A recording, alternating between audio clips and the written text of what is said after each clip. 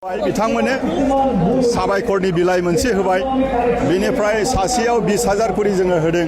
party तरफनिफ्राय BPF आरो BJP जोङो पार्टीया खांलायलायनानै जोङो बेखौ डनेशन खालामलायनानै जोंनिफ्राय आरो माबालायनानै पार्टी तरफनिफ्राय जोङो होदों आरो बेयाव हाग्रामा सारनि आखाइ दङ माने हाग्रामा सारानो बे पलिसिखौ लादों आरो बिथाङा जेरैबायदि सारा जि पलिसिफोरखौ दा बे 6-7 मासनि गेजेरावनो गभर्नमेन्ट फैफिननानै जेरैबायदि माने जोंनि बिटिसिनि ओनसोलनि आरो बिटिसिल' नङा गथै आसामनि थाखाय बयनिबो थाखाय गासै दिगाव जेरैबायदि सिन्था खालामदों जोबोद बाख्नायजाथाव आरो बेखौ नायदो उदाहरन हिसाबै बे हाग्रामा सारनिनो गासैबो पलिसि बिथांमोनखौ फेलिसिटेट खालामनाय आरो बेजों लोगोसे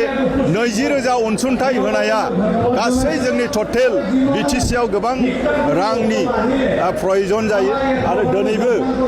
गासै 113 जन जोङो मोननायखौ जोङो 20,000 करि जोङो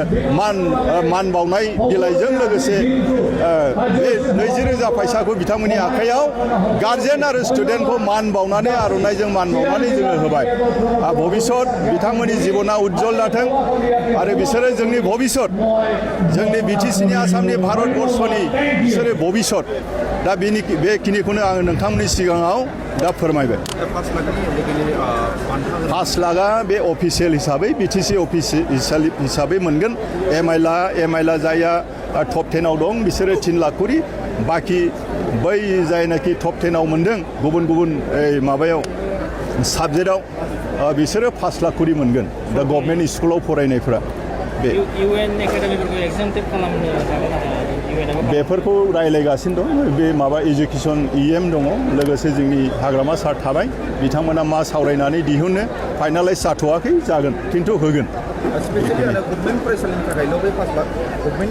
बेखौ दासिमाव बिदियाव दङ खिन्थु होनोबो हागौ प्राइभेटफोरावबो होनोबो हागौ दा चर्चायाव दंबाय थायो